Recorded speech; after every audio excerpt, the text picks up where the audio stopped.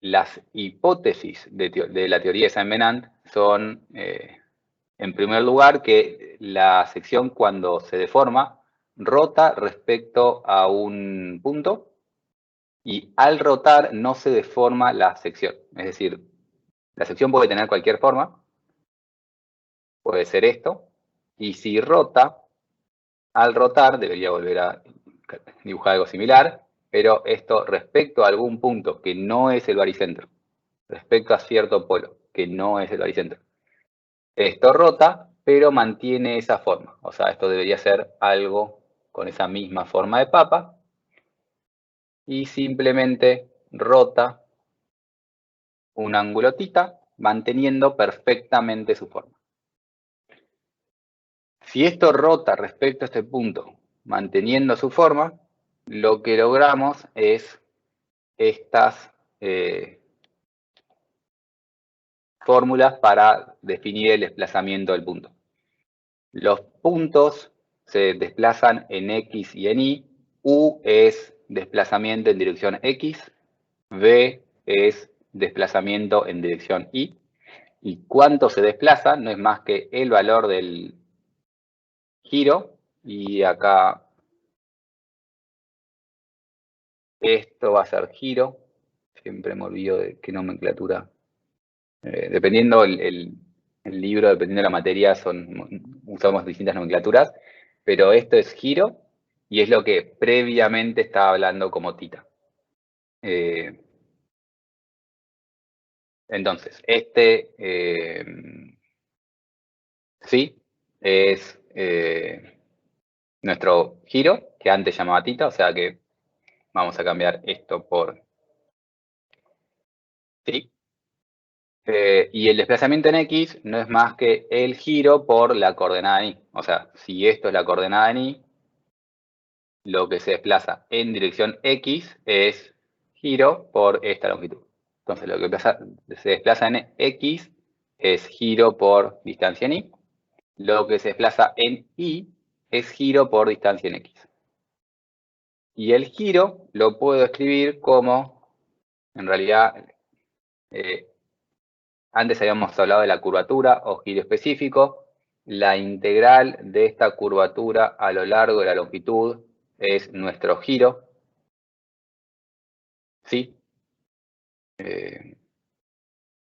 Y esto es la manera más general de vincular giro con curvatura. Si tenemos algo constante, esto se reduce a que la curvatura por la longitud, que la longitud es en coordenada z, es nuestro giro. Entonces, si la curvatura es constante a lo largo de nuestra sección, esta integral se simplifica a la curvatura por la longitud, y la longitud de la barra es nuestra coordenada z. Les recuerdo que el sistema coordenado que estamos usando es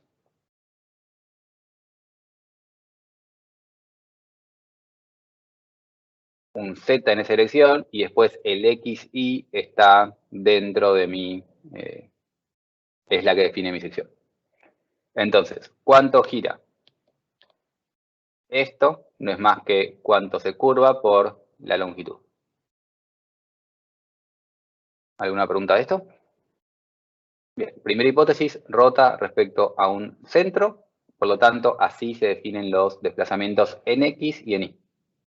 El centro respecto al cual gira es el centro de corte. Es decir, Saint-Venant no asume que gira respecto a al baricentro, gira en torno a un polo, y ese polo en algunas materias lo llaman centro de corte, en algunas materias y o libro lo llaman polo sectorial principal, pero es el punto respecto al cual gira mi sección debido a la torsión.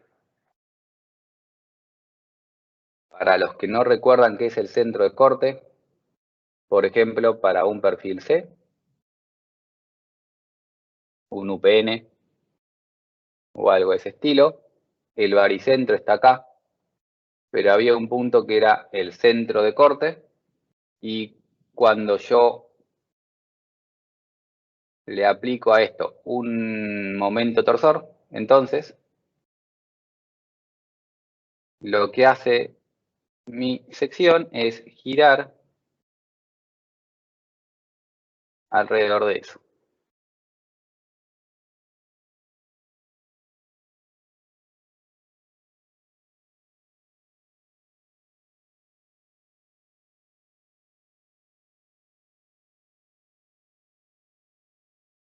Ese centro de corte generalmente lo veían cuando vieron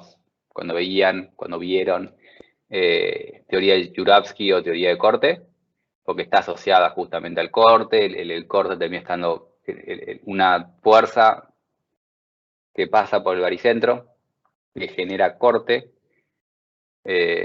Si no pasa por el centro de corte, genera un giro justamente, y por eso el nombre es centro de corte, porque estaba asociado al corte. No vamos a entrar en detalle ahora, pero si alguien no lo recuerda y quiere que se lo explique, podemos hablar un poco.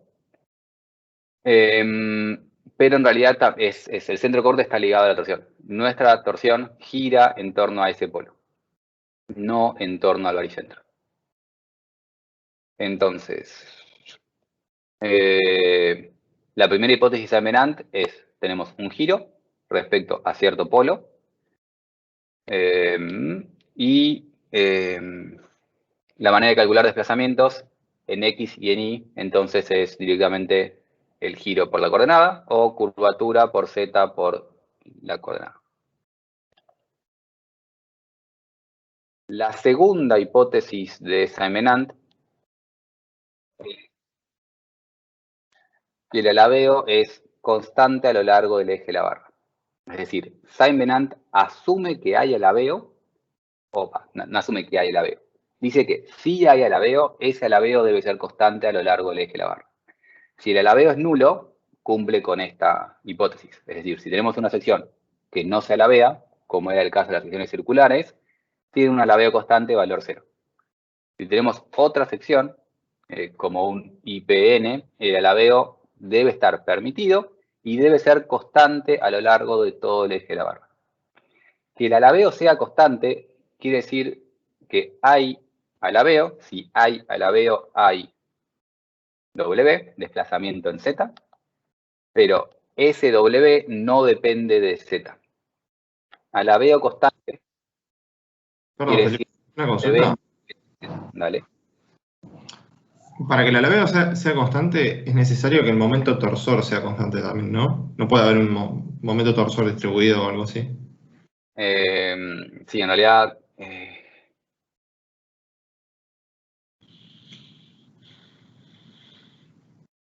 Creo recordar que si el momento sí. torsor era variable, se generaba como una especie de rigidez interna, ¿no? Que hacía que el alabeo no sea constante.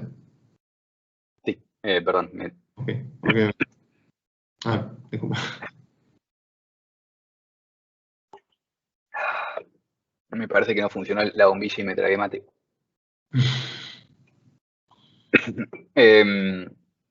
Sí. El alabeo es justamente este W. El alabeo está vinculado a la curvatura. Y la curvatura es proporcional al MT. Claro. Si MT varía, curvatura varía, quiere decir que hay un W distinto. Claro, ok, listo. Entonces, para tener realmente alabeo constante a lo largo de toda la longitud, necesitamos un MT constante a lo largo de toda la longitud.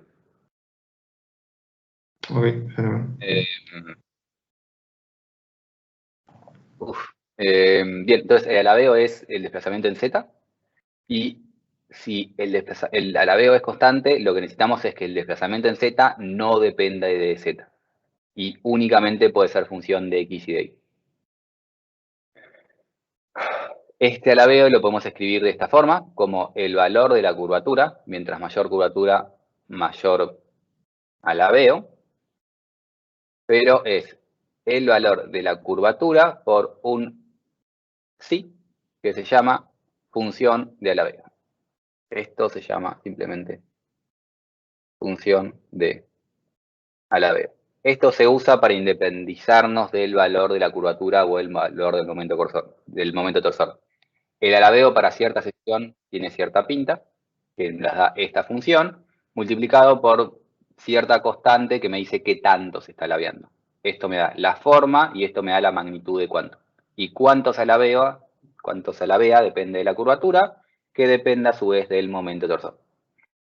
Entonces, el alabeo en sí es cuánto es W, pero esta función sí se llama función de alabeo.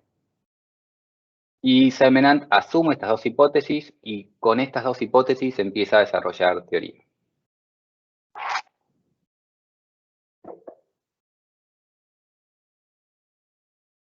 Entonces, teniendo teniendo desplazamientos, lo primero que hace es calcular deformaciones. Si yo conozco cómo es mi desplazamiento, puedo simplemente calcular deformaciones usando las ecuaciones diferenciales, las ecuaciones de la cinemática, que me decían que para deformaciones axiles, por ejemplo, la deformación en X no es más que, la deformación en X es el desplazamiento en X derivado respecto a la coordenada X. Hago la cuenta, me da 0. Hago la cuenta con Y, hago la cuenta con Z, me da 0. Y entonces no tengo deformaciones longitudinales. Que tiene sentido. La torsión no me estaría generando deformaciones longitudinales. Digo tiene sentido y después en un rato voy a decir todo lo contrario. Pero justamente parece que tiene sentido. Que la torsión no genera deformaciones longitudinales. Cuando vamos a las transversales, buscamos simplemente las relaciones cinemáticas que vimos cuando vimos el tensor de deformaciones. Y encontramos que son estas. Cuando queremos calcular el epsilon xy, por ejemplo, que es la derivada cruzada, desplazamiento en y respecto a x más desplazamiento en x respecto a y, hago la cuenta y resulta que esa deformación es 0. Es decir, agarro este u lo derivo con respecto a y, este b lo derivo con respecto a x, los pongo acá adentro, se cancelan entre sí y la deformación xy me da 0. Hago la misma cuenta para calcular epsilon y z, es decir, agarro esto y lo derivo con respecto a y esto con respecto a z, me da esta cuenta, con xz me da esta cuenta. Y vemos que las únicas deformaciones que sobreviven son las transversales, xz y z. Y estas deformaciones transversales dependen de la curvatura. Mientras más se curva, más deformación tengo. Y dependen justamente de este alabeo, de esta función de alabeo. Entonces, Simonand arranca postulando hipótesis sobre desplazamientos. Con los desplazamientos calcula deformaciones. Si conocemos las deformaciones, podemos calcular las tensiones asumiendo Hooke. Falta acá. Asumiendo Hooke.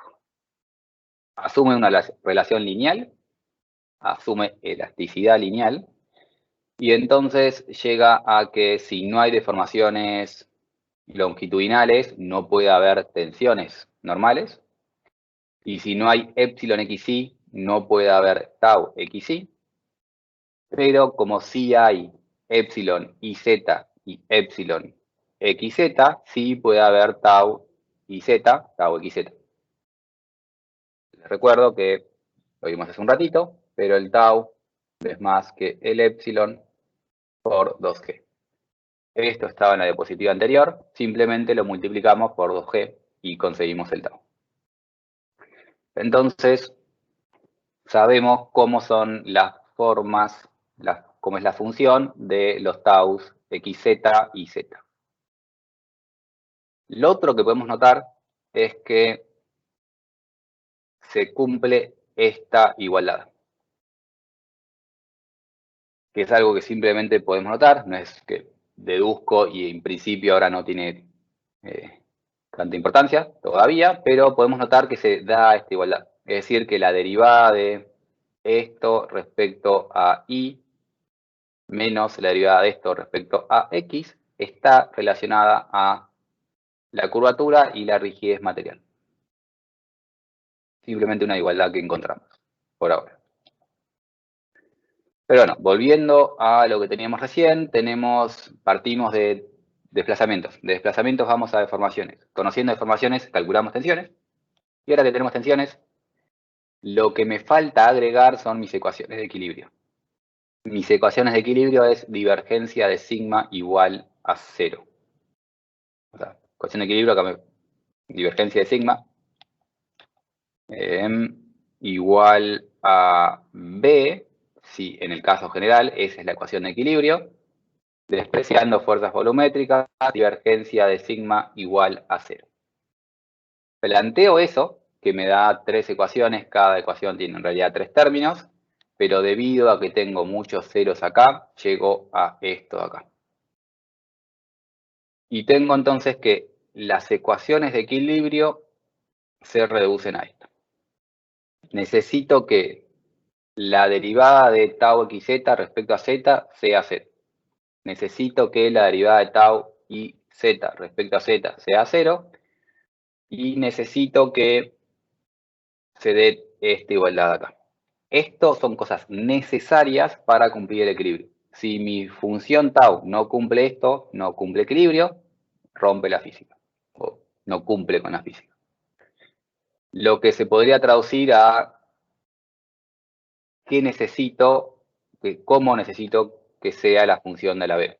Entonces, puedo reescribir esto en función de la función de la B, y entonces puedo conseguir qué ecuación, qué forma debe tener mi función alabeo para cumplir con el equilibrio. Esto es cómo se calculan las tensiones en función de la función de alabeo, y esto es qué debe cumplir la función de alabeo para cumplir con el equilibrio. Si cumplo esto, cumplo equilibrio. ¿Sí? Y esto me da compatibilidad con las deformaciones y desplazamientos. Y entonces, cuando planteamos estas ecuaciones y queremos despejar una solución, tenemos dos formas de trabajar. Una es trabajar con esta ecuación y esta ecuación, que es lo que dije recién. Buscar una función que cumpla esto y con esta ecuación de acá calcular tensiones tangenciales y por lo tanto deformaciones y por lo tanto desplazamientos. Esa es una forma de trabajar. Buscar la función de alabeo que cumple mi ecuación diferencial y conociendo esa función después calcular taus y épsilon. La otra alternativa que tengo en realidad es trabajar con esta expresión y Perdón, buscar... Felipe. ¿Sí? Sí, no, ¿podría repetir lo anterior, lo que remarcaste arriba en rojo? Bien, cuando quiero resolver este sistema de ecuaciones y buscar una ecuación que cumpla con Saint-Venant y que me dé la solución de qué tensiones se originan, tengo dos formas de trabajar. Una opción es plantearlo en función de la función de alabeo y buscar una función de alabeo que cumpla esta ecuación diferencial. Si cumple esta ecuación diferencial, me aseguro que cumple el equilibrio. Y después, lo que debo hacer es meter esa función acá adentro. Con esa función calculo taus. Entonces, tengo cómo varía tau en función de la función de alabeo.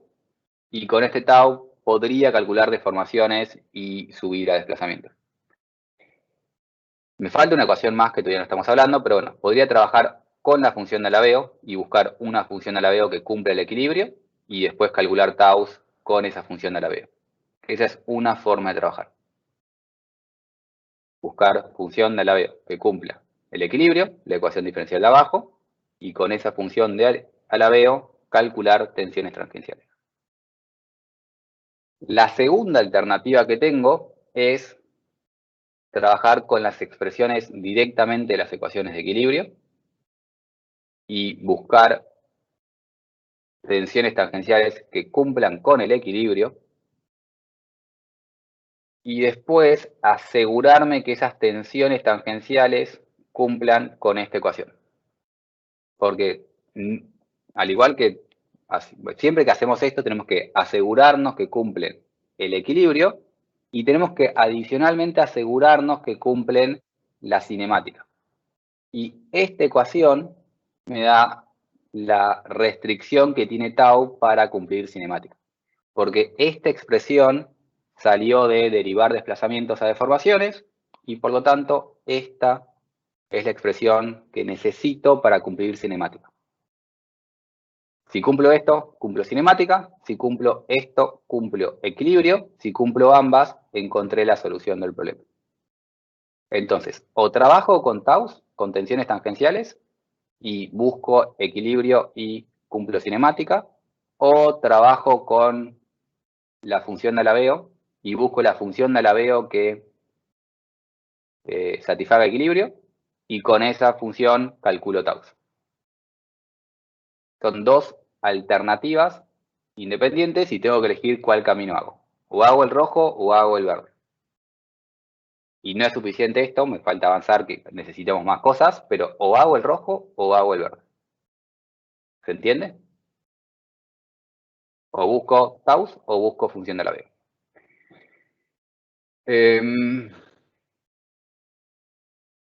Bien, ¿seguro se entiende esto? Porque hago un paréntesis de otro tema cortito. Y después seguimos con esto. Quiero hacerles notar una cosa. La divergencia de signo igual a 0 es mi ecuación de equilibrio. Esto me llevaba a 3 ecuaciones en realidad. Es una ecuación tensorial que me da que un tensor de primer orden debe ser igual a 0. Ese tensor tiene 3 componentes. Entonces esas 3 componentes las podemos escribir como 3 ecuaciones. Pero la primera es derivada de sigma respecto a x más tau xi respecto a y más derivada de tau xz respecto a z es igual a 0. Teníamos esta expresión. Y la razón que esta expresión se simplificaba recién era porque decíamos que esto valía 0 y que esto valía 0 porque estas cosas valían 0. Y entonces la única que sobrevivía recién, ahora si lo tienen impreso o tienen el PDF, ven que la primera ecuación de equilibrio que ponía era esto.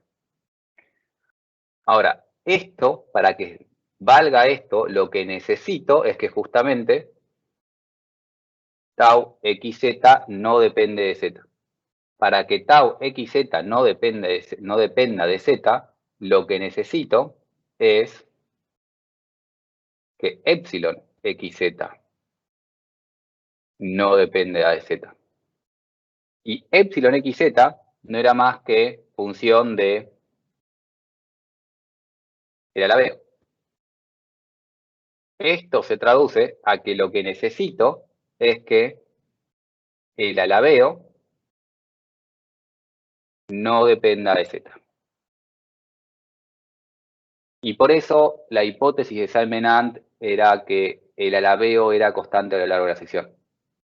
Porque para que se cumpla todo este círculo, necesito que ese Alaveo no dependa de z y por lo tanto sea constante dentro de la sección. Y podemos hacer la deducción inversa. Si yo no tengo un Alaveo constante, implica que mi epsilon xz no es igual a 0, que me implica que esto no es igual a 0, y no puedo decir que no se cumple el equilibrio. Entonces, si mi tau xz no es igual a 0, lo que tiene que ocurrir es que estas cosas no sean iguales a 0. Entonces, si tengo un problema donde tengo Alaveo, me aparecen estas cosas. Y ese es el por qué aparece, cuál es la complicación del Alaveo restringido, que lo vamos a ver en la siguiente parte de la clase.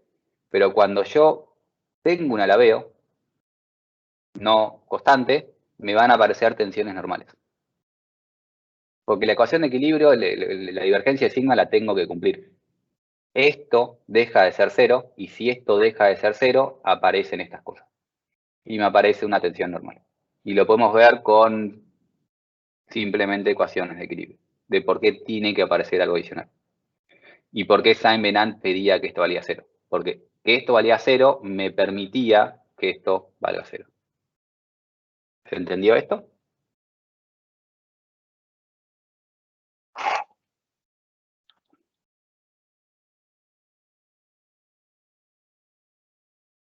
Bien, entonces continuamos y volvemos a lo que teníamos acá. O trabajamos con las ecuaciones rojas o trabajamos con las ecuaciones verdes, pero adicionalmente necesito más ecuaciones para resolver el problema. Porque esta es la ecuación diferencial a resolver, pero la ecuación diferencial no es suficiente, porque necesitamos más cosas. ¿Y qué cosas necesitamos, aparte de saber cuál es la ecuación diferencial? Para terminar de despejar la función en sí. Condiciones de borde. Condiciones de borde. Entonces, veamos cuáles son las condiciones de borde de nuestro problema. O sea, esto es, si lo piensan, es análogo a lo que veían con la función de Airy. La función de Airy, primero hacíamos una deducción de cuál es la ecuación diferencial y después imponíamos condiciones de borde para despejar constantes de la solución. Y ya que metí el comentario de la función de Airy, ¿se acuerdan cómo era más o menos la deducción de Airy? O sea, cuál era el procedimiento para avanzar con Airy. ¿Qué hacía más o menos Airy? ¿Qué empezaba a plantear?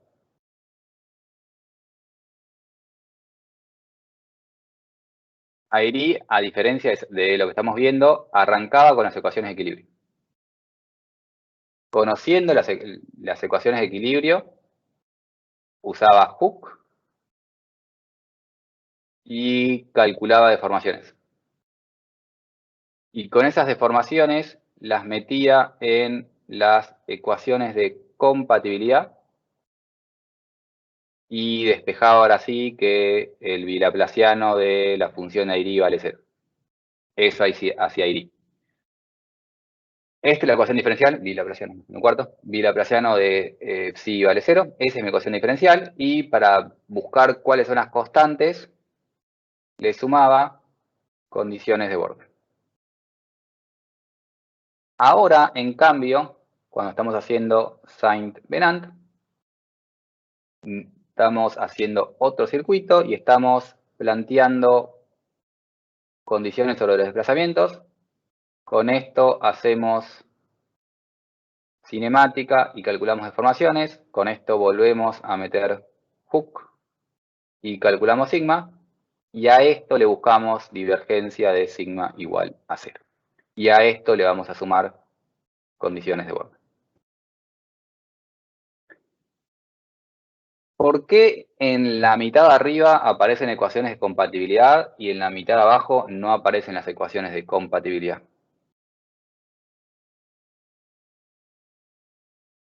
¿Se entiende la pregunta?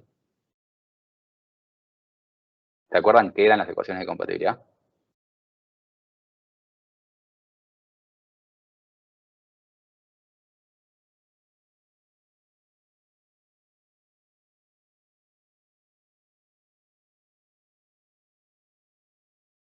Cuando vimos cinemática, habíamos visto primero cómo deducíamos el tensor de deformaciones. Y después habíamos visto que teníamos que cumplir las ecuaciones de compatibilidad.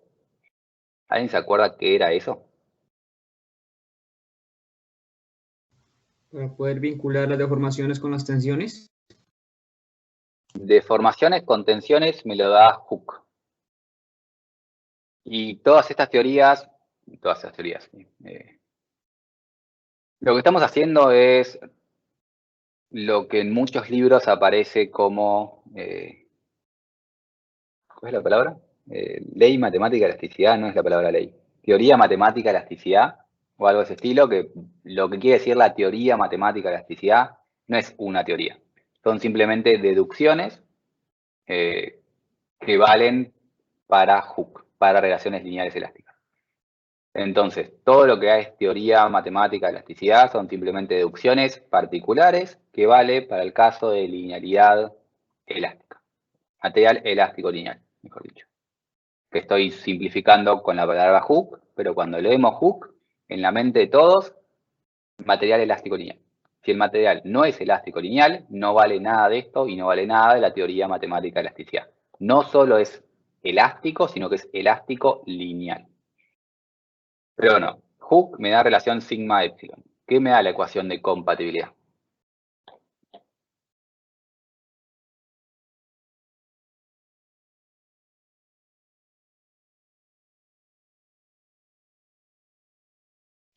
No era la que te aseguraba que, digamos, que el resultado tuviera sentido, digamos, que no hubiera fracturas en el material o cosas así. Lo Cosas que raras. más es que el desplazamiento, o sea, el material no se abra ni se superponga, es decir, que Sí, ese hace todo desplazamiento continuo. claro, lo que está diciendo recién Martín, que por eso ecuación de compatibilidad, para que el desplazamiento sea compatible, que no se me abra, que no se me superponga. Es decir, si tengo dos secciones distintas, esto se puede formar así, se puede alargar, pero no se puede abrir y aparecer aire, y no se pueden superponer una arriba de la otra. Básicamente eso es la ecuación de compatibilidad. ¿Y por qué me aparece arriba y no me aparece abajo? ¿Por qué nunca verifiqué compatibilidad cuando hice esa envenante?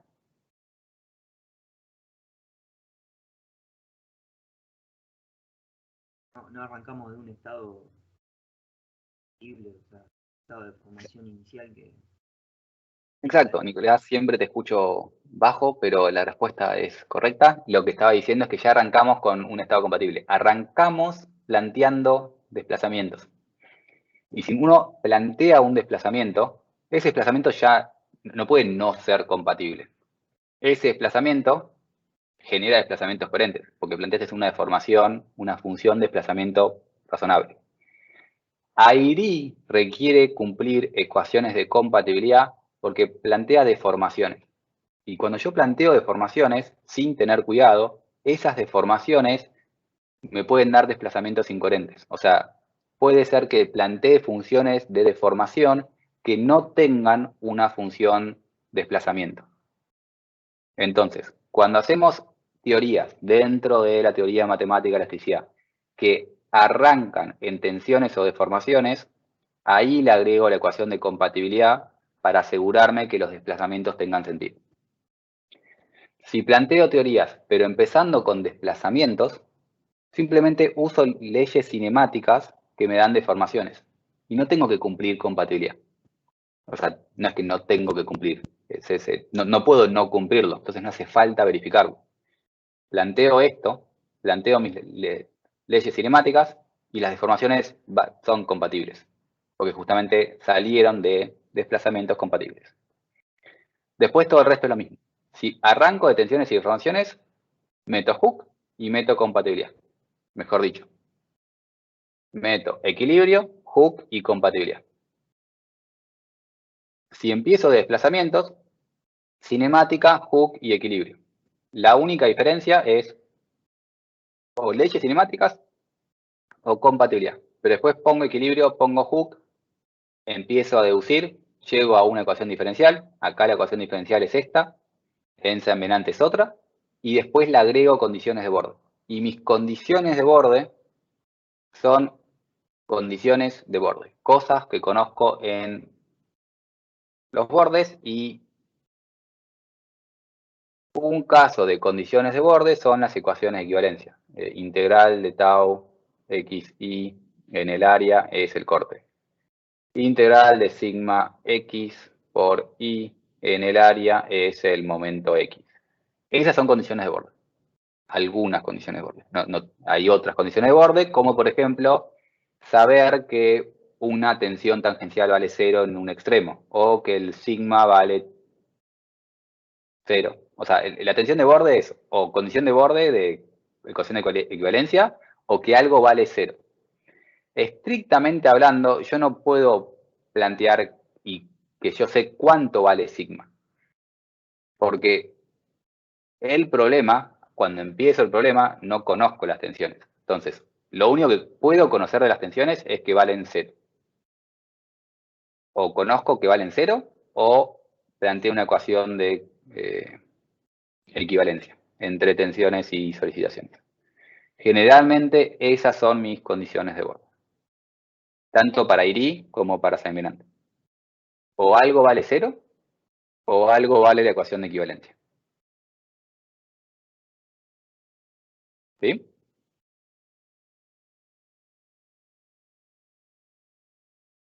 Entonces planteo mis condiciones de borde. ¿Cuáles son mis, qué conozco en Seminar? ¿Qué podría conocer de las condiciones de borde?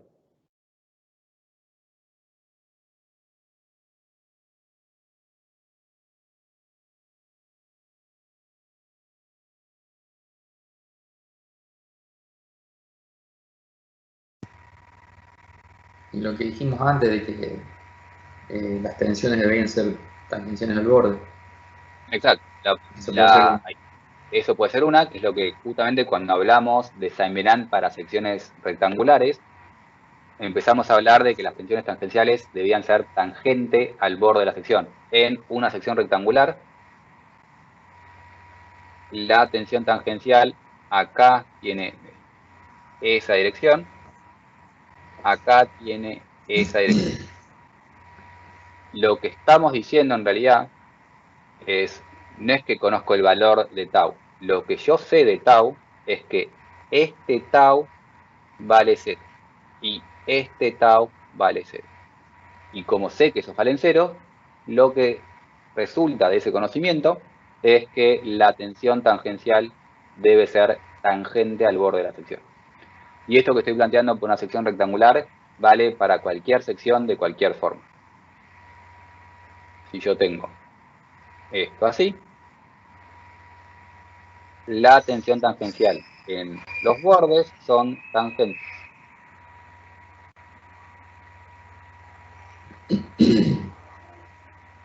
Para cualquier sección.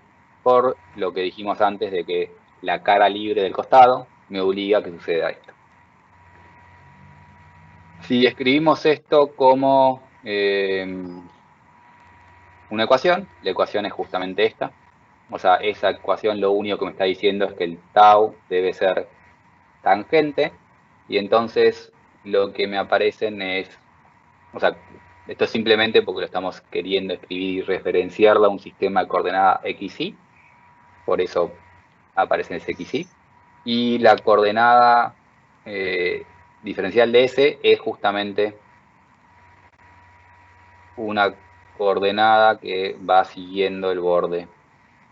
O sea, S es esa coordenada que sigue ese borde, tangente a la sección, es integral de línea, perdón, esa coordenada que se curva, o aparentemente esta coordenada intrínseca que va siendo tangente a la sección. S es eso, es esa dirección, la dirección tangente, y lo que deben cumplir las taus para tener la dirección de S es la ecuación que está escrita ahí arriba. Es simplemente eso.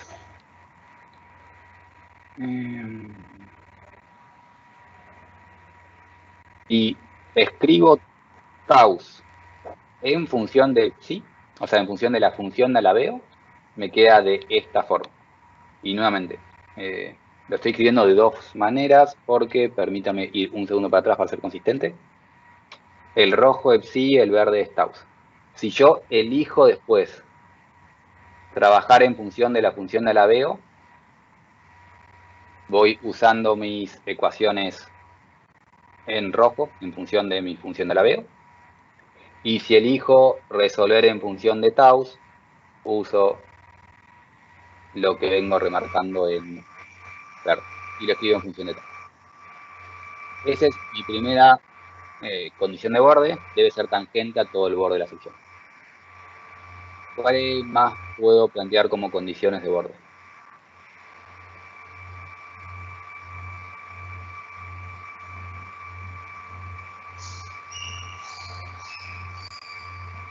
Ya habíamos dicho hace un ratito cuando estaba diciendo cuáles son las condiciones de borde para IRI o cualquier cosa.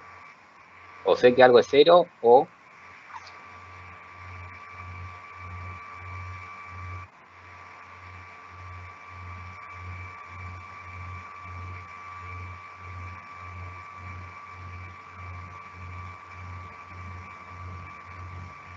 ¿Qué planteamos con IRI para despejar las constantes de IRI? ¿Qué era el inicio del TP? ¿Qué hicieron el TP?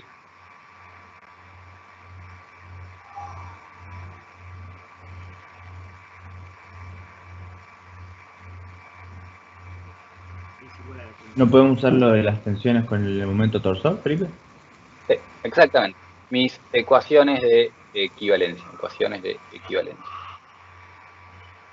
Siempre son las mismas cosas. O conozco una tensión tangencial que vale 0, o conozco algo de que vale 0, es decir, si lo planteo en función de tensiones, la tensión vale 0, o planteo ecuaciones de equivalencia. Que cuando estábamos en IRI, aparecía como ecuación de equivalencia el corte y el momento flexor, porque estábamos tratando cosas que tenían corte y momento flexor. En este caso, nuestra ecuación de equivalencia va a estar vinculada a los cortes y al momento torsor. Las ecuaciones que debo cumplir, voy a volver a citar, son, esto simplemente para que me quede, las ecuaciones que debo cumplir son estas de acá. No tengo corte, y entonces la integral de estos taus debe ser 0. Los taus no son 0. Pero como no tengo corte, su integral debe ser 0, su integral en el área. Y después, la integral multiplicada por las respectivas distancias me tiene que dar el momento torsor. Esto va a generar una restricción sobre cómo puede ser tau, porque me iguala a 0, y esto me va a dar una ecuación para despejar las constantes. Nuevamente, en IRI va a funcionar igual que en IRI. En IRI postulábamos una función y el valor de esas constantes salían de una condición de borde. Acá va a ser igual. Postulamos una función y después el valor de esa constante va a salir de la condición de cuánto vale MT. Si planteamos una función de alabeo, va a ser una función de alabeo. Si es más grande MT, va a escalar esa función, pero la función va a ser la misma. Algo similar con tau. Vamos a postular una forma para tau y en función de cuánto vale MT, vale escala cuánto vale el tau. Pero la forma es más o menos la misma. Y nuevamente, o trabajamos con estas cosas, funciones de alabeo, o trabajamos con tau. De forma resumida, las ecuaciones que tenemos que resolver son las que estaban en la diapositiva anterior y esta. Y si agarramos el sistema relacionado a tau, teníamos primero una ley cinemática, una ecuación que salía de las relaciones cinemáticas y Hooke, ecuaciones de equilibrio, y a esto le agregábamos condiciones de borde. Condición de borde, tau 0, tau tangente al borde, y ecuaciones de equivalencia. Una ecuación por cinemática y material, una ecuación por equilibrio, condición de borde de equivalencia, condición de borde, sé que algo vale 0. Si se fijan, a IRI es algo muy similar. Planteaban equilibrio, planteaban compatibilidad en vez de relaciones cinemáticas, porque iban en sentido contrario, y agregaban como condición de borde el tau era 0 arriba y las ecuaciones de equivalencia. Esto lo escribe en función de tau, podríamos poner el otro sistema en función de la función de alabeo si quisiésemos. Y después resolver esto de alguna forma, proponiendo funciones de alguna forma. ¿Se entiende? Y se entiende, vamos entonces a resolver esto. Y ahí aparece la función de Prandtl. La función de Prandtl no es más que una función que resuelve las ecuaciones anteriores. Y justamente acá elegí escribir el sistema en función de tau porque Prandtl resuelve en función de tau. Y hace algo muy similar a lo que hacía Airy. Propone una función f y después las tensiones tangenciales se derivan de esa función. Si se acuerdan, Airy hacía lo mismo. Proponía una función psi y después sigma xx era la derivada de psi con respecto a y dos veces o algo así. Algo similar. Proponía esto y calculaba signos de esa forma. Acá proponíamos f y calculamos tau con esa f.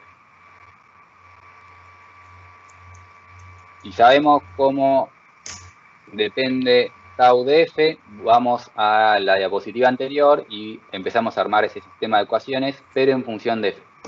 Y la primera ecuación que teníamos era la que salía de la ley cinemática, relación cinemática y ley material, que es esto. Es lo mismo que la diapositiva anterior, solo que en la anterior aparecía en función de tau, es decir, derivada de tau xz respecto a y más derivada de tau y z respecto a z es igual a menos 2g. Esto estaba hace una diapositiva. Reemplazamos tau por f, llegamos ahí. Lo siguiente que estaba eran las ecuaciones de equilibrio. Y la ecuación de equilibrio la podríamos escribir, y tal vez estaría bueno escribirla. Vamos a buscar cómo es esto. Con estas ecuaciones de acá, podríamos haber escrito eso. Si ahí adentro, a esos tau, le rezamos esto, podemos notar que todas se satisfacen idénticamente. Idénticamente es automáticamente, o sea, si tau es esto de f, entonces las ecuaciones son todas automáticamente satisfacidas. Entonces no va a hacer falta verificar que cumple equilibrio, porque sabemos que si tau depende de f de esta forma, entonces va a cumplir el equilibrio. Airy, si se acuerdan, había hecho lo mismo. Airy había postulado una función psi, y esta función psi había dicho que sigma era esto, y lo mismo con sigma xi y sigma ii, porque al hacer eso, satisfacía el equilibrio automáticamente. Cualquier psi que agarramos de Airy satisfacía el equilibrio. Acá va a pasar lo mismo. Cualquier f que propongamos va a satisfacer el equilibrio.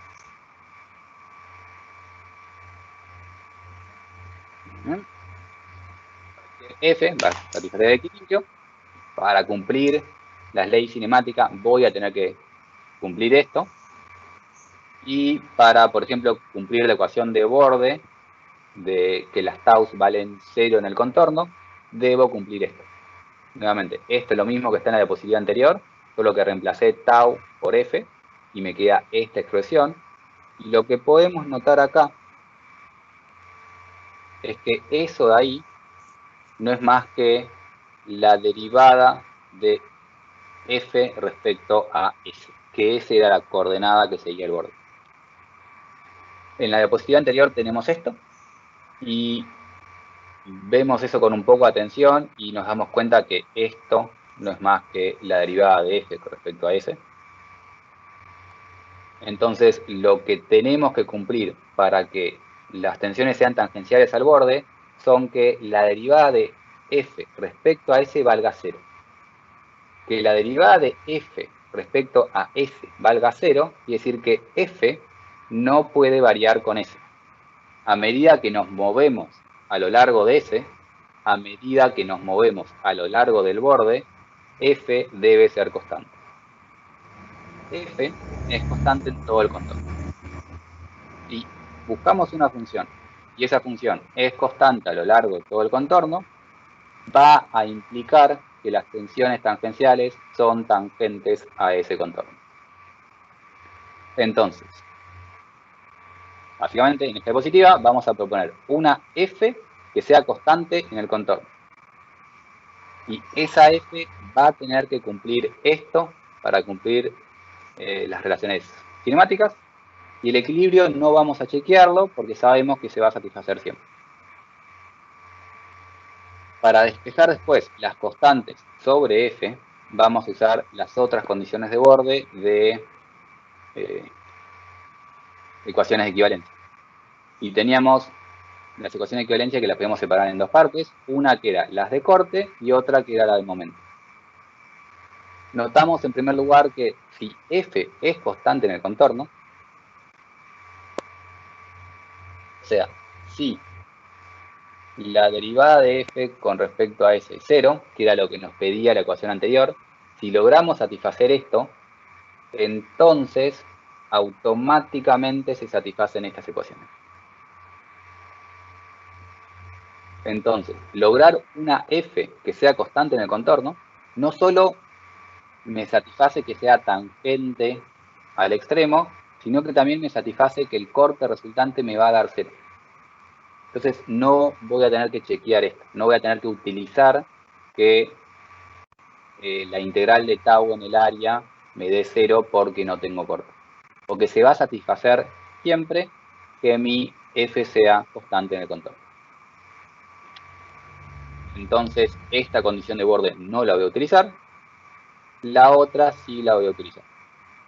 La otra condición de borde era cómo se relacionaban las tensiones tangenciales con el momento torsor. Reemplazamos las tensiones tangenciales por su expresión respecto a F.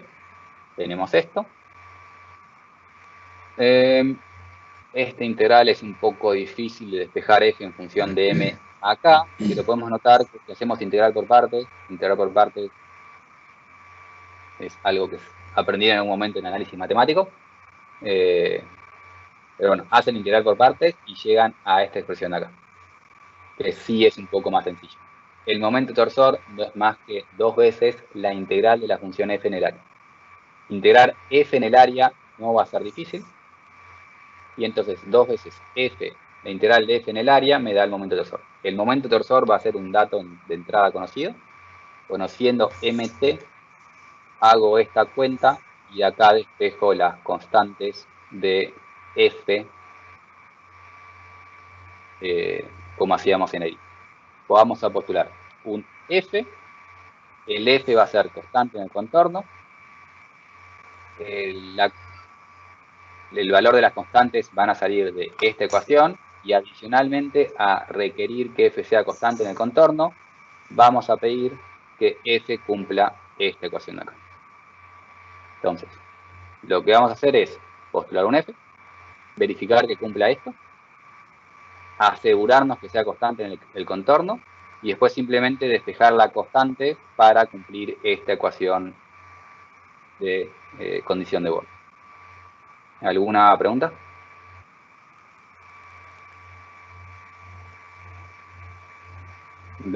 Entiendo que esto marea un poco porque estamos yendo y viniendo bastante, pero en realidad lo que estamos haciendo es intentando simplificar el sistema. Cuando vimos antes de empezar Prandtl, lo que teníamos eran 1, 2, 3, 4, 5, 6, 7, 8, más o menos 8 ecuaciones que debíamos satisfacer por Feynman. Cuando empezás a sumar lo que tiene por la parte cinemática, lo que tiene por equilibrio, lo que tiene todas las condiciones de borde, son como 8 ecuaciones a satisfacer. Lo que hizo Prandtl al definir tau en función de una función f es reducir el sistema a simplemente buscar una función f. Y esa función f fue cuidadosamente elegida para que el equilibrio no lo tenga que chequear, se va a dar siempre. Esto sí lo tengo que chequear, pero tengo que chequear una cosa por ahora, esto. Lo otro que tengo que tener cuidado es que sea constante en el contorno. Como estuvo bien elegida, estas ecuaciones de contorno de corte se van a satisfacer, satisfaciendo lo que satisfací cuando levanté este dedo, que sea constante en el contorno, y simplemente despejo una constante, una incógnita de esta condición de borde de acá, y reducí esto a 3 ecuaciones simples.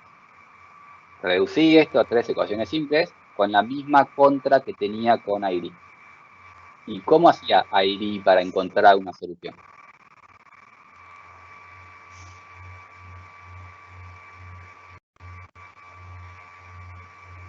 ¿Cómo hacíamos en ID cuando teníamos el problema este con una carga P y queríamos buscar nuestra función de ID? ¿Cómo sabíamos cómo era eso? Habíamos puesto un polinomio Propone. que lo propusimos y le fuimos sacando los coeficientes de cada término, pero medio que lo propusimos nosotros y esforzábamos a que tenga esa forma.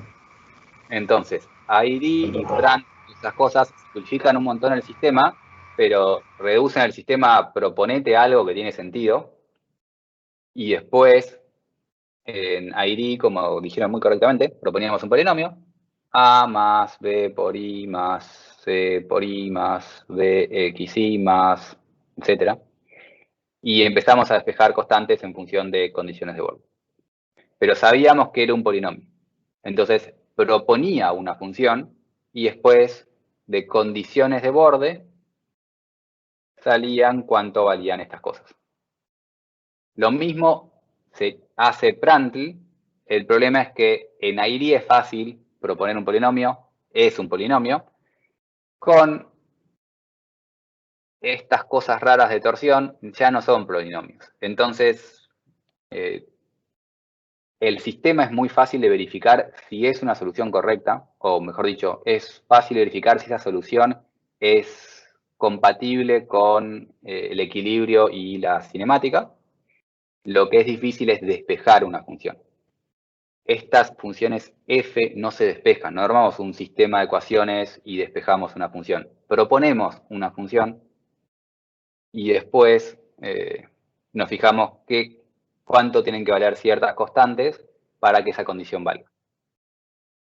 Entonces, por ejemplo, si tenemos una elipse y queremos calcular las tensiones tangenciales debido a la torsión en esa elipse, proponemos esta función. Y la constante que debo despejar es que esa constante sale de condiciones de borde. Esta función f se eligió, se propuso de forma cuidadosa para asegurarme que f sea constante en el contorno.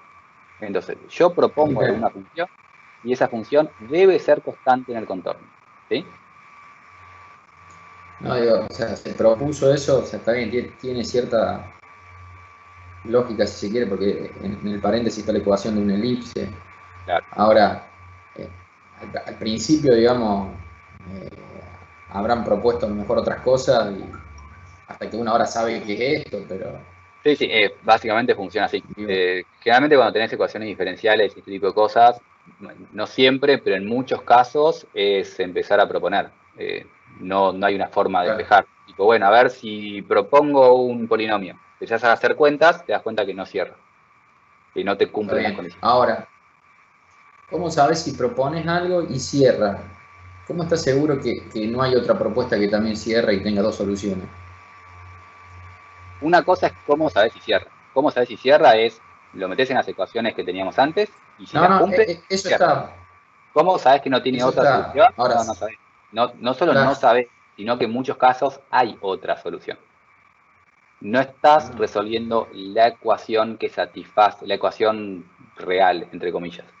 Lo que estás despejando es una función que cumple equilibrio y cumple compatibilidad. No es la única. No sabes si es la única. Es una función que cumple equilibrio y cinemática. Está bien. Es lo único que sabes. Pero digamos, los resultados finales deberían ser los mismos. No, planteándola así, no hay solución unívoca. ¿Te puede pasar que una solución exista y que vos la veas y digas esto no tiene sentido desde el punto de vista del sentido común? Ponele. No, porque si no tiene sentido no te va a cumplir las ecuaciones anteriores. No, pero ponele que encuentro una función re complicada que no sé, me da una función senoidal en un corte, por ejemplo, por el semieje menor. Yo digo, eso está mal, pero me cumple todo de repente, porque es muy compleja. No, te va a pasar eso. O sea, si te cumple todo, va a tener sentido. No puede pasar que te cumpla todo y no termine teniendo sentido. Bueno, justamente lo que yo te quería decir es eso. Supongamos que hay más propuestas de ecuaciones que al final termina dando el mismo resultado, digamos. O sea, te termina dando la misma distribución de tensiones y todo, pero tenés dos propuestas distintas.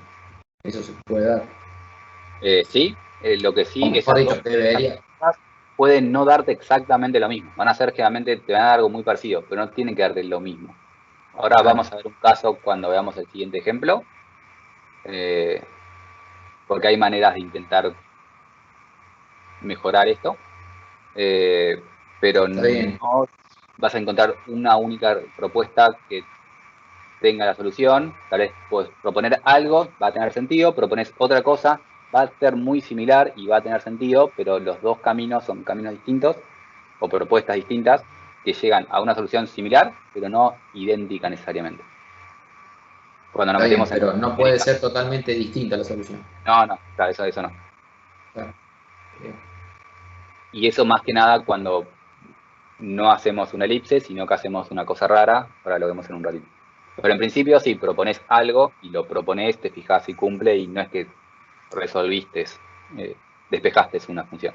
Propusiste algo que cumplió equilibrio y cinemática.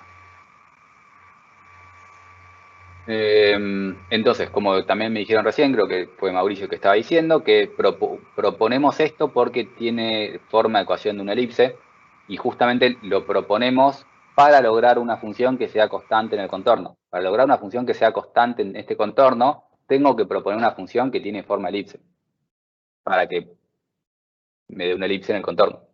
Me dé un valor constante con forma de elipse, que es lo que necesito.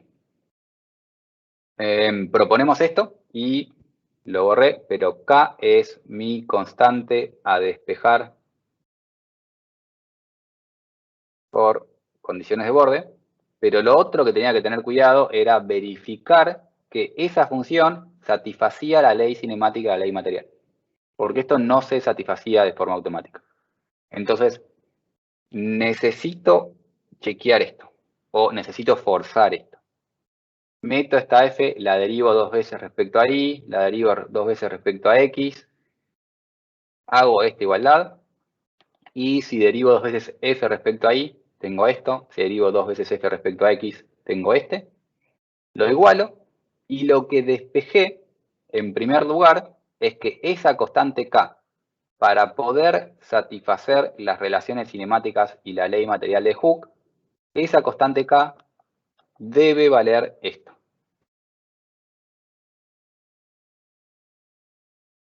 Esa constante k debe valer eso. Y todavía no conozco cuánto vale k porque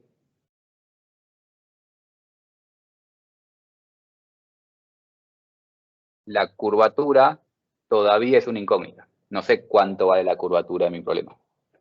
Pero la función f, elegí una forma de elipse y la multipliqué por una k. Busco una k de forma tal que cumpla con las relaciones cinemáticas y materiales. Y ahora queda esta pinta en función de la curvatura. ¿Y qué ecuación me falta para despejar cuánto vale la curvatura?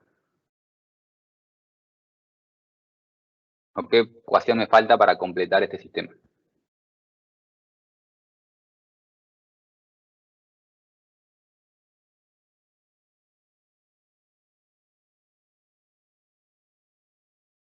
F es constante en el contorno.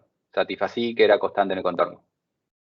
Al K tener esta pinta, satisfací la ley cinemática. ¿Qué más me faltaba? ¿Qué era la tercera cosa que tenía que hacer? La curvatura no permanece constante. ¿Pero cuánto vale? Necesito el valor de la curvatura. Es constante, pero ¿cuánto vale? ¿Qué me falta? ¿Cómo puedo despejar cuánto vale la curvatura?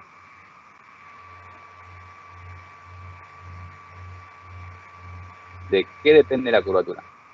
¿O qué podría depender? Con el momento. Del momento. Justamente la curvatura depende del momento y en realidad si lo planteamos, si lo pensamos como lo pensamos al principio de la clase, sabíamos que la curvatura dependía del momento. A mayor momento, mayor curvatura. la forma de las tensiones no depende del momento. Es decir, yo meto esto acá adentro y la forma que tiene tau no depende del valor del momento. Pero el momento me escala si tengo más tau o menos tau. Eso si lo pensamos como lo vimos al principio. Si lo pensamos como lo vimos hace un segundo y somos matemáticos, me faltaba plantear mis ecuaciones de borde. Y necesito plantear la ecuación de borde del momento torsor, que me vinculaba la función f con mt.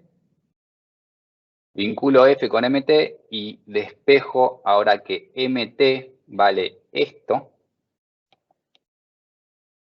Y ahora sí, esto es un dato del problema. Conociendo mt puedo despejar la curvatura. Conociendo la curvatura la puedo meter adentro de k. Conociendo k lo puedo meter adentro de f. Conociendo f calculo las taus. Y así calculé las taus debido a este mt. Lo que recuadro en violeta es la rigidez a la torsión que tendría esa forma. Porque mt, perdón, rigidez a la torsión que tiene esa forma. Sí, voy a borrar esto y lo escribo en función de curvatura. La curvatura es mt sobre g. JT. JT depende de la forma de mi sección. Para una elipse, eso me da JT.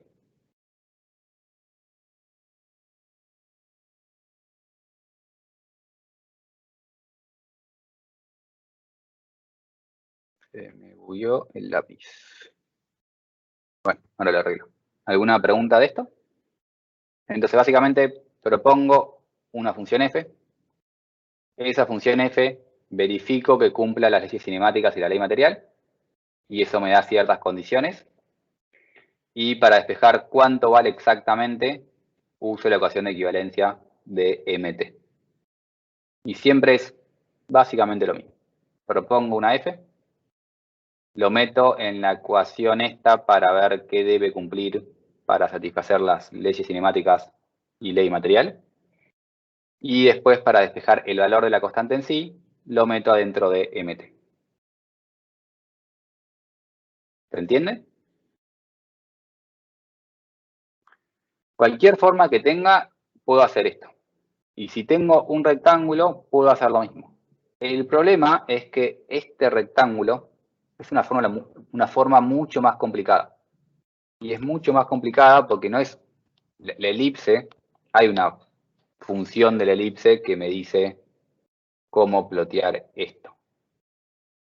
El rectángulo es una función partida, si intento hacer una especie de función, y no es inyectiva. O sea, no puedo plantear una función correctamente para darle la forma del rectángulo. Entonces, cuando tengo este tipo de cosas, en vez de proponer una función, como hacía antes, que proponía una función que da la forma de elipse, lo que se puede hacer es proponer una serie de Fourier. Y acá empezamos a hacer algo un poco más general. Yo no conozco cuál es la función, entonces propongo una serie de Fourier. Y lo que era la serie de Fourier era, la idea de la serie de Fourier es justamente, yo tengo una función cualquiera. Y esa función puede ser cualquier cosa, cualquier cosa. Esa función se puede aproximar como la sumatoria de constantes por funciones cosenos. Está en función de n. O sea, se puede demostrar que la sumatoria de muchas funciones cosenos distintas me dan cualquier función. Entonces, en vez de buscar la función, lo que vamos a hacer es proponer una serie de Fourier. Infinitas sumatorias una sumatoria de infinitos términos de distintos cosenos. Eso hace Fourier. Es decir, busca un coseno que hace así y le suma otro coseno que hace así y le suma otro coseno que hace así y la suma de muchas funciones me terminan dando la función original. Entonces, como justamente no podemos proponer una función que me dé esa forma, lo planteamos con Fourier y planteamos una sumatoria de infinitos términos. Y después esta f la metemos adentro de mi ecuación de compatibilidad, la derivada de f con respecto a y más la derivada de f con respecto a x, creo que son 2 veces, es igual a menos 2g curvatura. Pero tenemos que meter ahí adentro la derivada de la serie de Fourier, que ya se vuelve matemáticamente mucho más complicada. O sea, si quisiésemos usar el tiempo y nos quisiésemos empezar a hacer muchas cuentas, planteamos la derivada de esto a serie y la metemos ahí adentro. Y eso me va a dar ciertas condiciones que deben cumplir esos ANs para cumplir compatibilidad.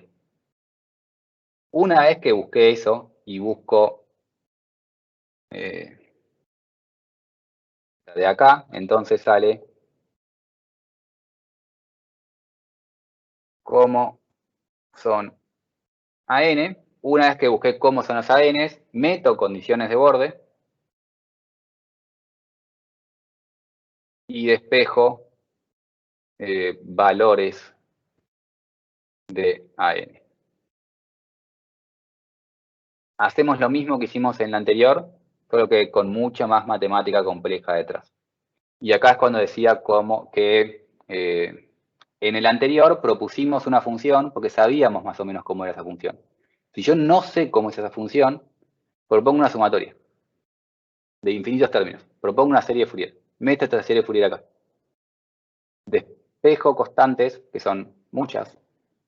Meto condiciones de borde, despejo los valores y hago un procedimiento análogo al anterior, pero con mucha álgebra, y puedo despejar la forma que tienen las tensiones tangenciales.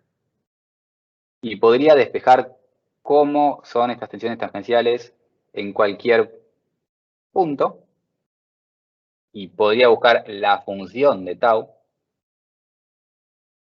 En la diapositiva les puse lo que resulta de la forma del tau max. Y el tau max es simplemente el tau de ese punto en esa dirección.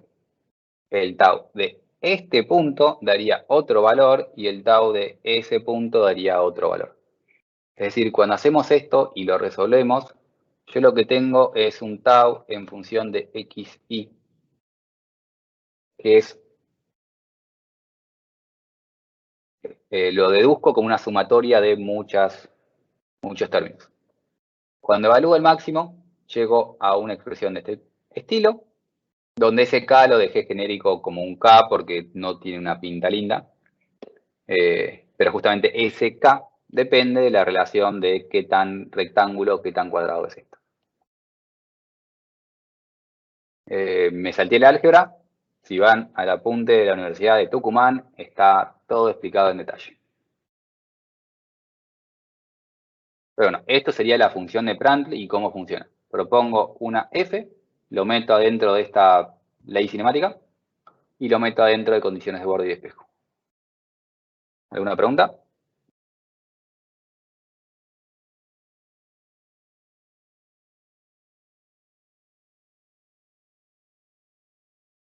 Bien. Avanzo un poco con lo que son analogías de la membrana y analogías hidrodinámicas.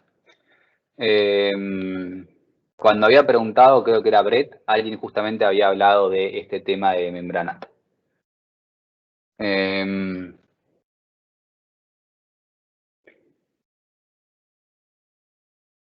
La ecuación que estamos resolviendo es derivada de f 2 veces respecto a y más derivada de f 2 veces respecto a X es igual a menos 2G curvatura. Esa es la ecuación básicamente que estamos resolviendo.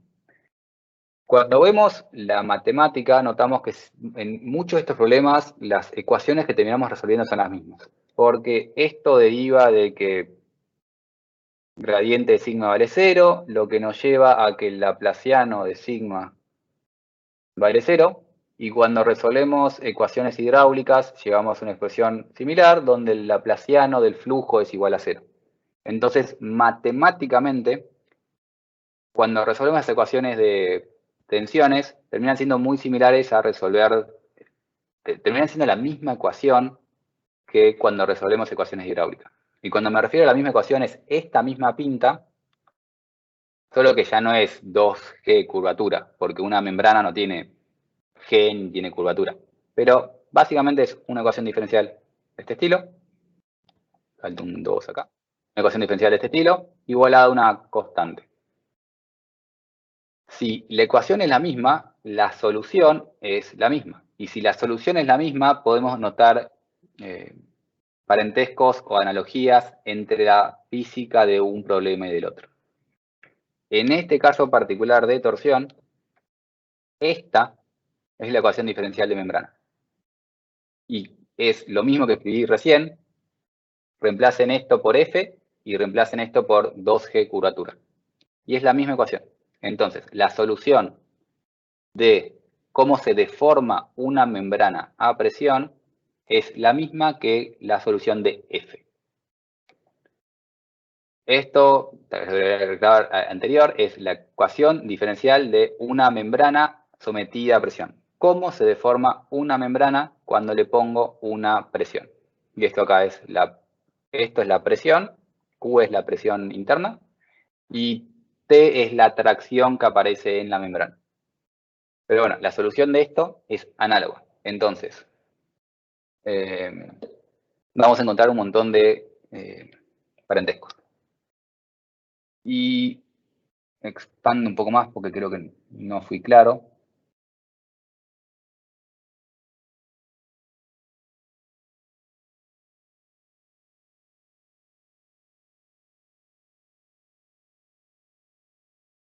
Mayor presión indica mayor curvatura.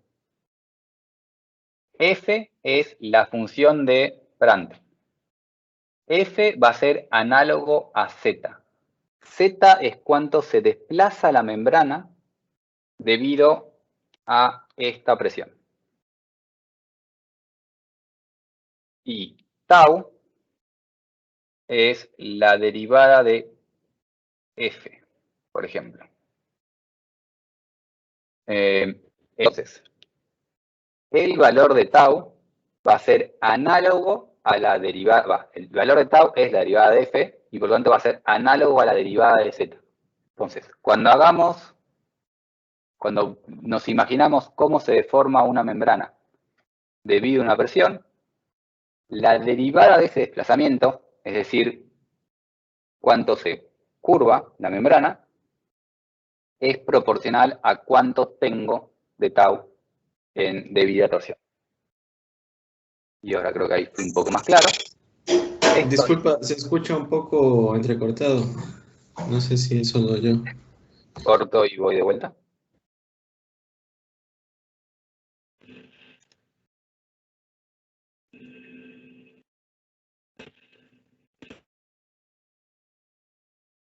Ahí se debería escuchar mejor si era el tema del auricular.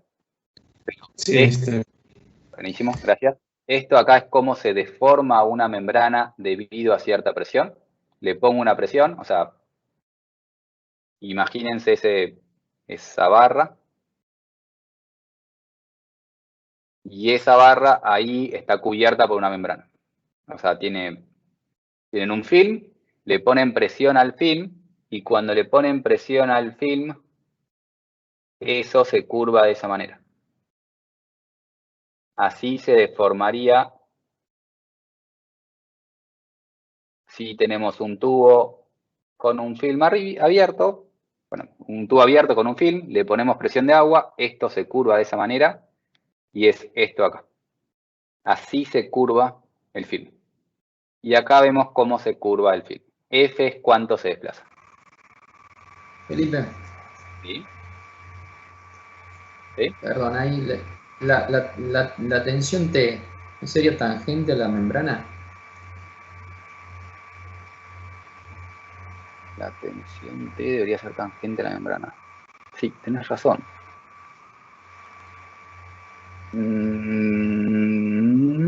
Digo porque, no, para interpretar bien cualquier T, digamos, es la tensión a la cual está sometida la membrana, ¿o no?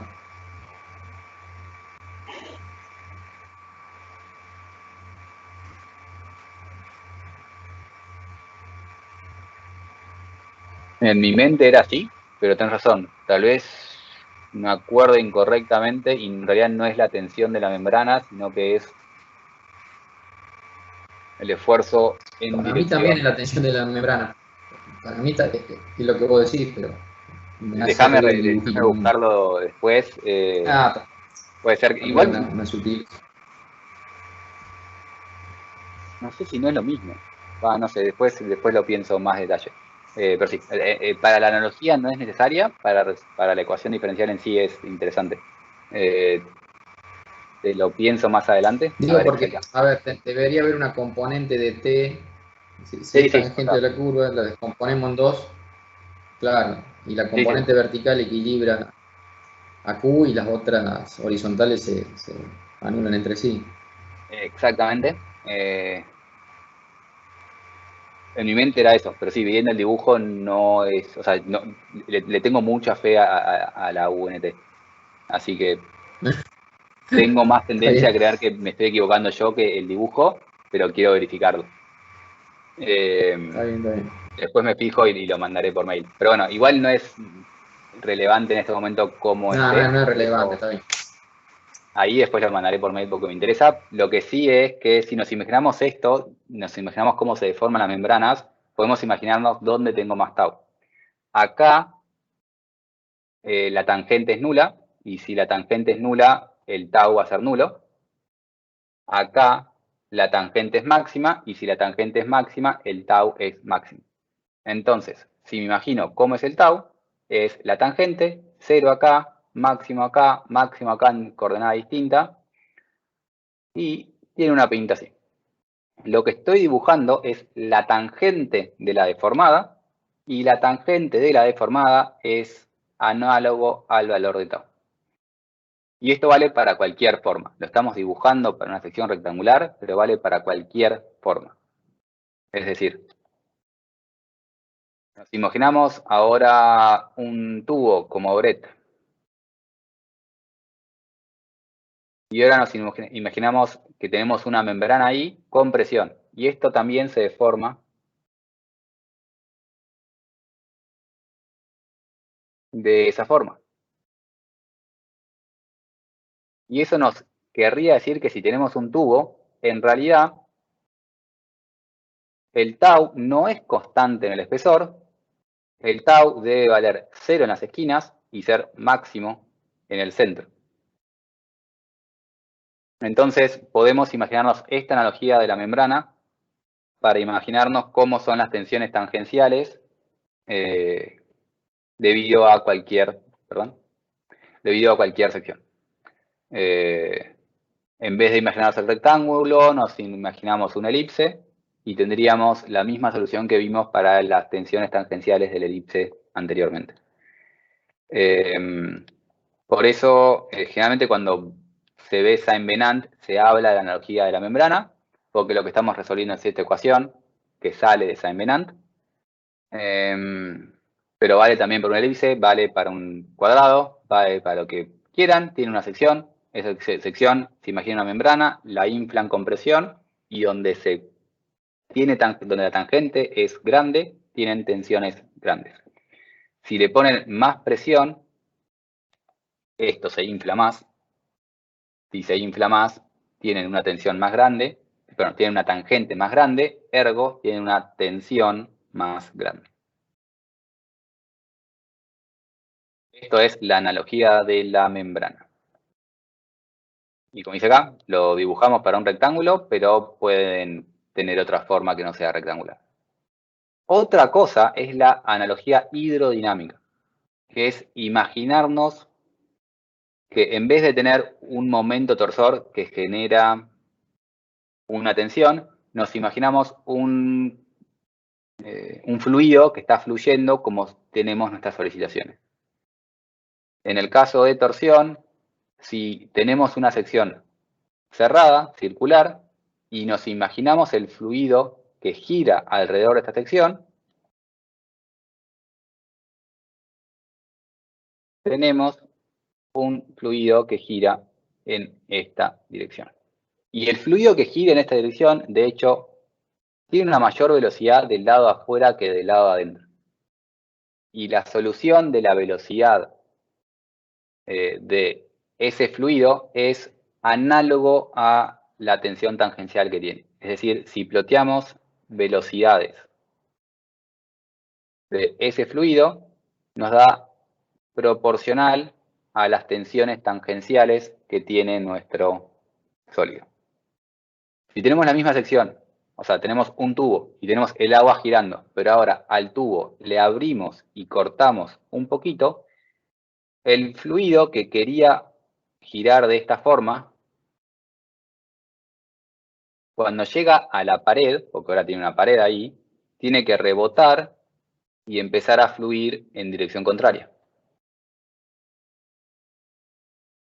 Y eso es lo que hacen nuestras tensiones tangenciales. Las tensiones tangenciales van así, van y vuelven, y por eso cuando lo abrimos, el tubo dejó de ser un tubo y dejó de tener este diagrama de tensiones y pasó a tener este diagrama de tensiones como tiene en San Venant. Nos podemos imaginar cómo serían las tensiones que fluyen adentro de esta forma y bueno, nos podríamos imaginar cómo sería un agua, un fluido fluyendo adentro de esta forma y la velocidad que tiene el fluido es proporcional al valor de tau. Con cualquier forma. Recién dos secciones circulares. Si tenemos algo así, pensaríamos en cómo fluye acá y nos daría lo que nos da Brett. Y podemos notar también que si tenemos un fluido, y esto es un fluido, entonces esto tiene una velocidad en cierto espesor 1, y acá el espesor es más grande, entonces tiene una velocidad 2 en cierto espesor 2. Si el espesor es más grande, la velocidad es más chica, porque lo que tenemos que lograr es que la velocidad por el espesor, que me da un caudal, sea constante. Entonces esto es constante, que es lo mismo que planteábamos con Brett.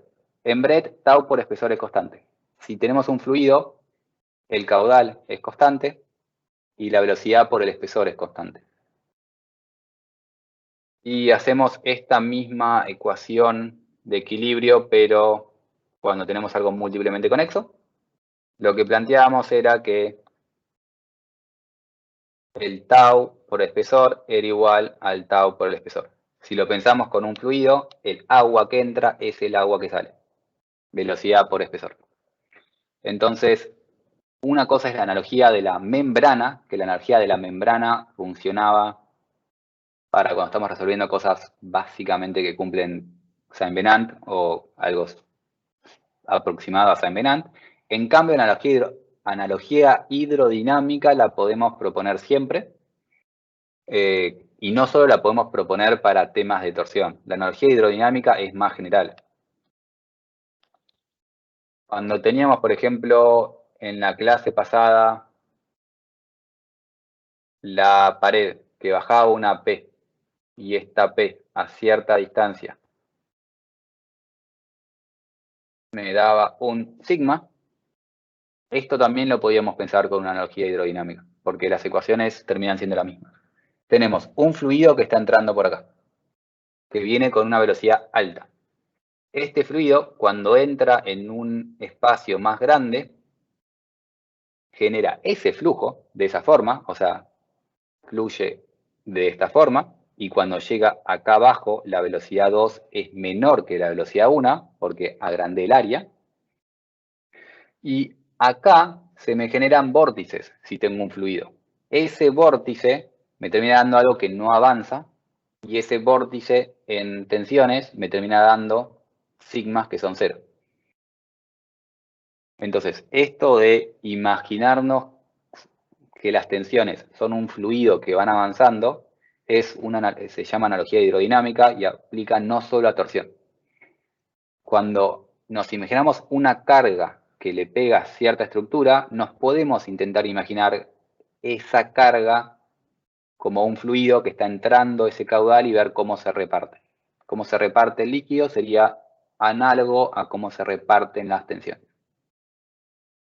¿Sí? Cuidado con esto. Acá tengo una carga que realmente está pegando ahí. Hay gente que quiere hacer esto, que eso es una fuerza, que realmente esa fuerza está aplicada en ese lugar, y aplicar esto con solicitaciones. Yo tengo, por ejemplo, un perfil C, y ese perfil C tiene un corte aplicado en G. Ese corte no está aplicado ahí. Esa fuerza no estaba aplicado ahí. Ese corte puede ser cualquier cosa. O sea, ese corte es lo que resultó de integrar fuerzas y reducirlas a la resultante que tiene esa dirección. Pero eso no es una fuerza. Entonces, ese corte no genera una inyección de tensiones en ese lugar. Ese corte no es real. Es algo que yo me inventé, que llamé ecuaciones, solicitaciones o ecuaciones características. Esas cosas me las inventé yo, no son reales, ahí no está entrando nada. Distinto sería si tengo ese mismo C y a ese C le apoyo algo, le apoyo, no sé, una viga. A ese C le apoyo eso, ahora sí le estoy aplicando una carga P. Y ahora sí me puedo imaginar cómo se transforma esos en sigmas. Acá sí tengo una carga que estoy aplicando. Esa carga que estoy aplicando, me imagino cómo se transforma en sigma. Porque es una carga que realmente, una fuerza que realmente está pegándole en ese punto. El corte que imaginé antes, me lo imaginé yo y no existía. Entonces, está buenísima la energía hidrodinámica. Funciona en la mayoría de los casos. Y en realidad funciona siempre que tengo realmente una carga aplicada y no esté calculando solicitaciones que son cargas que yo reducía a un punto.